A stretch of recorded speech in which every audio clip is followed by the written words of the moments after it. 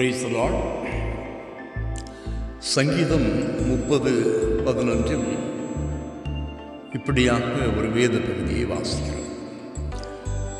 என் புலம்பலை ஆனந்த களிப்பாக மாற பண்ணினீர் என்று. ஆமாம், கர்த்தருடைய ஆவியானவர் நம்மோடு கூட இடைவிடும்படியாக தெரிந்து கொண்டதான ஒரு வசனமாக இந்த வசனம் இருக்கிறது என்று நான் நம்புகிறேன், விசுவாசிக்கிறேன். 2024 பிரவேசித்திருக்கிற நமக்கு கர்த்தர் சொல்லுகிற, நம்மை தேற்றுகிற, நமக்கு உறுதி அளிக்கிற, வாக்கு அளிக்கிற ஒரு வார்த்தை,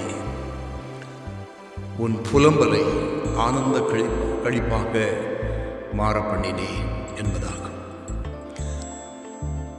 கர்த்தருடைய பரிசுத்த நாமம் மகிமைப்படுவதாக. 2023 நம்முடைய துன்பங்களை எல்லாம் அவர் இன்பமாக மாற பண்ணினவர். ஒரு நல்ல தகப்பன் தன் பிள்ளையை விட்டுவிடாதபடி எப்பொழுதும் தன் கரங்களினால் அதை கையில் பிடித்துக் கொள்ளுகிறது போல 23 முழுவதும்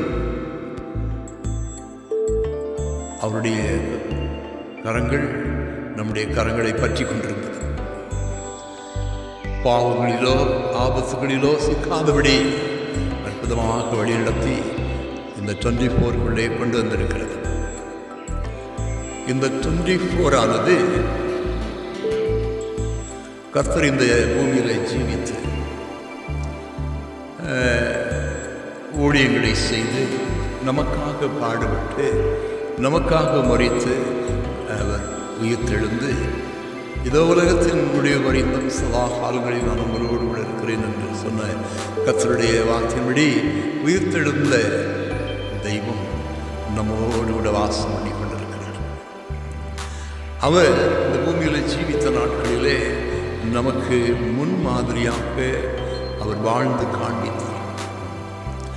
அவருடைய போதனைகளை நமக்கு போதித்திருக்கிறார். அவைகளை நாம் உற்று கவனித்து நாம் அதை அவசரப்படாமல் நம்முடைய அறைகளுக்குள்ளே சென்று கதவை அடைத்து கொண்டு கவனமாக படித்து நாம் அதை அப்படியே பின்பற்றுவோமானால் அந்த மாதிரி, அந்த முன்மாதிரி அதை நாம் நம்முடைய வாழ்க்கையிலே கொண்டு வருவோமானால், அல்லது அவர் விட்டு சென்ற ஊழியங்களையும் நாம் செய்வோமானால் நிச்சயமாக நம்மை சுற்றிலும் நமக்கு ஒரு அக்கினி மதில் உண்டாயிருக்கும். இந்த 2024 முழுவதும் நமக்கு கர்த்தருடைய வேலி உண்டாயிருக்கும். அந்த கடந்த வருஷங்களில் நமக்குள்ளே இருந்த புலம்பல்கள் முழுவதுமாக மாற்றப்பட்டு அவைகளெல்லாம் ஆனந்த களிப்பாக மாறும். கர்த்தர் நம்மோடு கூட இடைப்பட்டு பேசியிருக்கிறார். நாம் ஒருவரை ஒருவர் பார்த்து விஷ் பண்ணுகிற பொழுது நாம் இதை சொல்லலாம், நம்முடைய புலம்பலை ஆனந்த களிப்பாய் அவர் மாற பண்ணி இருக்கிறார் என்று.